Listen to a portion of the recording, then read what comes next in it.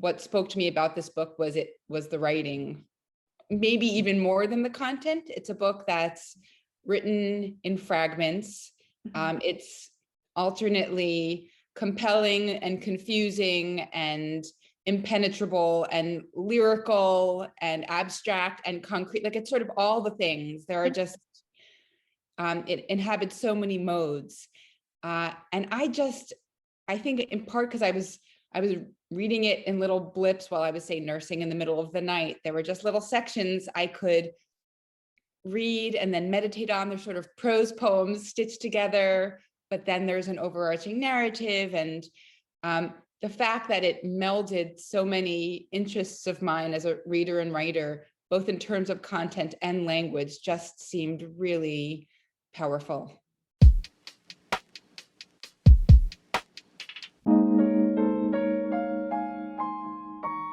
Hey everyone, my name is Allison Roach and welcome to Without These Books. Without These Books is a thank you inspired video podcast that celebrates the authors, books, and characters that changed us as writers, readers, and as people. So today on our show, I will be talking to Courtney Zoffness. Her debut, Spilt Milk, received starred reviews from Publishers Weekly, Booklist, and BookPage, and it was named Most Anticipated and a Must-Read book by Good Morning America, LitHub, Refinery29, The Millions, Publishers Weekly, and others. Zoffness won the 2018 Sunday Times Short Story Award, the largest international prize for short fiction amid entries from 38 countries. Other honors include fellowships from the Center for Fiction and MacDowell and the Arts and Letters Creative Nonfiction Prize. Her writing has appeared in several outlets, including the New York Times, the Paris Review Daily, and Guernica, and she had essays listed as notable in the Best American Essays 2018 and 2019.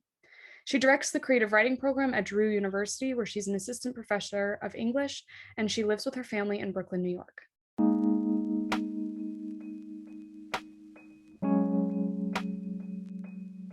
So, I would love to talk to you about the book that changed your life, that influenced you. So, what is the book that you selected? So I selected Jenny Offel's Department of Speculation, which came out, I think, in 2014. Mm-hmm. So when did you first read it? So I read it a few months after it published. I think I was trying to remember, in anticipation of this question, I was trying to remember exactly when I read it, but I think I read it shortly after it came out, but it was at a really meaningful point in my own life. Mm-hmm. So at the time it came out, I had a 2-year-old and a newborn.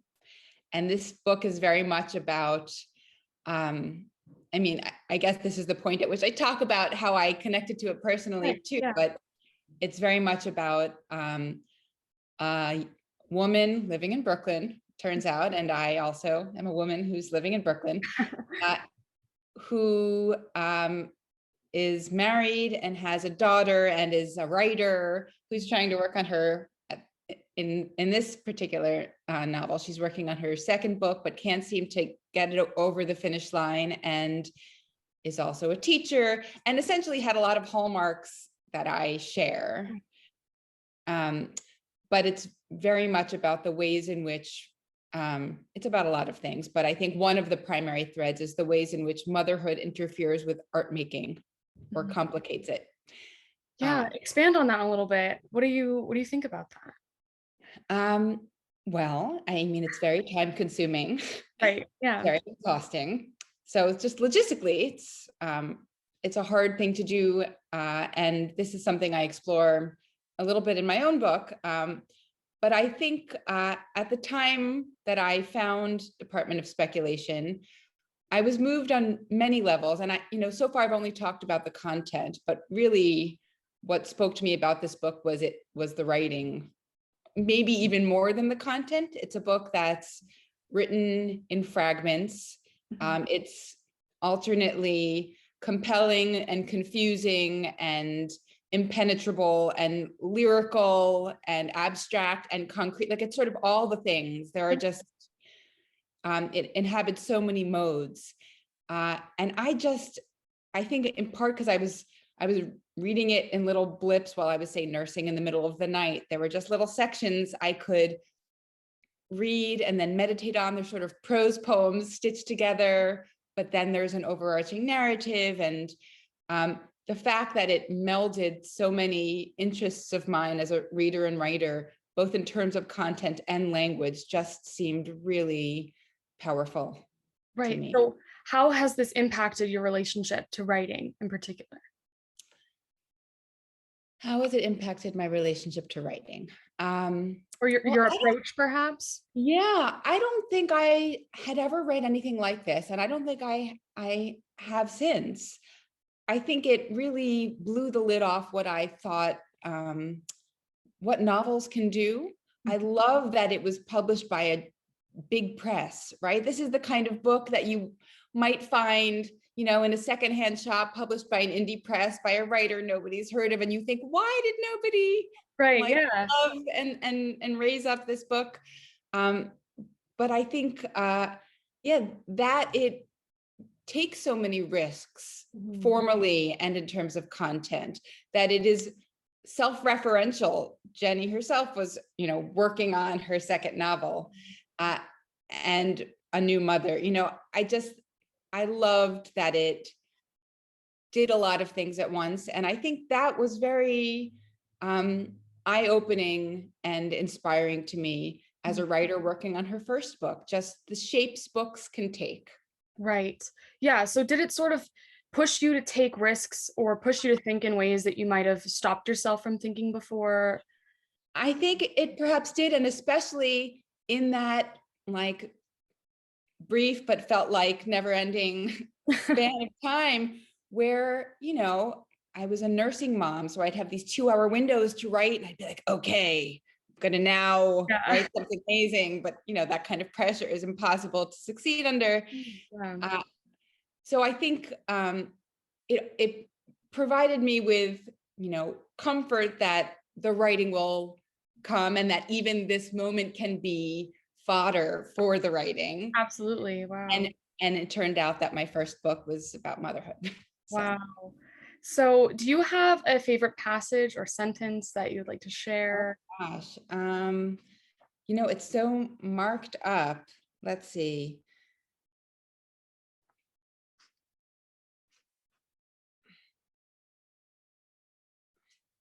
Something else this book does that I haven't mentioned is it's very much in conversation with dozens of other texts. It quotes philosophers, it quotes children's books. There are these, here's one. I mean, I don't know if this sort of epitomizes, let's do this one instead. Our narrator, who's unnamed, but then is sometimes referred to as the wife, is describing her daughter in this section. I'm on page 33 of the paperback. She becomes obsessed with balls. She can spot a ball-shaped object at 100 paces. Ball, she calls to the moon. Ball, ball. On nights when it is obscured by clouds, she points angrily at the darkness. There are these just like little blips. Yeah, you totally get in just seconds how a child relates herself to the world. Like that's how the child is present. Wow. And the image of, and I love all the space in this book too, a child pointing angrily at the darkness. I mean, it becomes a book, and I actually haven't even said this, though this is its primary plot point. It's a book about a marriage that comes unraveled and about a woman who is kind of coming unraveled. The husband, spoiler, is unfaithful. And this causes a lot of, trauma and doubt for our narrator. But pointing angrily at the darkness just seemed so resonant to me. All the things we don't know about ourselves, we don't know about others, all the things we can't see, all the big feelings we have that we don't know what to do with. And there are so many sentences like this that very clearly refer to one instance or experience or idea, but just point outward, in these giant ways. Yeah, and that's what I love about certain books that change. It's like the small things that you can have such a bigger scope when you look at them. It's just what hits home. Have you revisited this book at all? I mean, I reread it this week, which was like the most delightful experience, especially now that my kids are a little bit older. And I do love that books speak to us in different ways when at different points in our lives. So I think at the time that I read it, I was so thirsty for it. Yeah. And now I feel a little less desperate in my like professional and personal life. So I could really slow down and look at lines like the one I read and just feel like appropriately awed by her like skills as a linguist, as a writer. You know, I just think she's a poet. Absolutely. Yeah, so thank you so much for coming on. This has been wonderful, and it's been inspirational for me. I think I'm going to revisit some of my favorite books. I hope you do. Thanks so much for inviting me. Yeah, thanks. Bye. Bye.